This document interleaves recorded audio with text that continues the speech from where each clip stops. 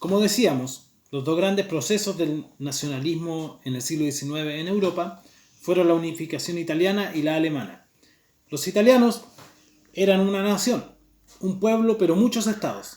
Había reinos, principados, los estados de la iglesia y un montón de otras organizaciones. Pero comenzó un proceso de unificación guiado por el reino de Piamonte y Cerdeña, con el rey Víctor Manuel, y por un revolucionario que guiaba a las camisas rojas, le llamaban, a su ejército, llamado Garibaldi, que iba desde el sur y el otro movimiento desde el norte. Y después de una serie de batallas, lograron unificar todo el territorio italiano. El último en unirse fue el Estado de la Iglesia, y de eso solamente quedó una partecita dentro de Roma, que es el Vaticano.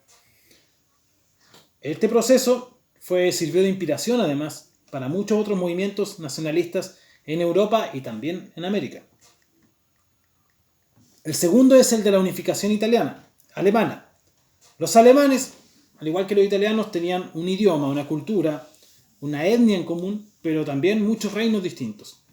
Entre estos se destacaba el de Prusia, que su gran cualidad es que eran secos para la guerra, un pueblo guerrero con un tremendo ejército.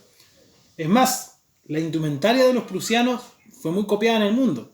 El ejército chileno le copió casi todos los cascos con punta, la forma de marchar, son copias del ejército prusiano. Si ustedes se fijan bien en las paradas militares en Chile, van a ver toda la influencia prusiana que hay. El ejército de Prusia, guiado por un canciller que se llamaba Otto von Bismarck, fue conquistando cada vez más territorios, uniéndose con los demás, y después de una guerra con Austria, terminó unificando a toda Alemania bajo el nombre de Imperio Alemán. Después tuvieron otra guerra con Francia, en la que también salieron vencedores. Este Imperio Alemán es muy parecido incluso a las fronteras de la Alemania actual, y que fue un proceso también de gran influencia en cuanto al desarrollo del nacionalismo.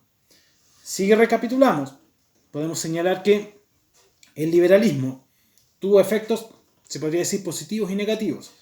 Fue un remesón a la forma de organizarse de las sociedades, tanto en las monarquías como en las repúblicas, a la forma de pensar la economía y la sociedad.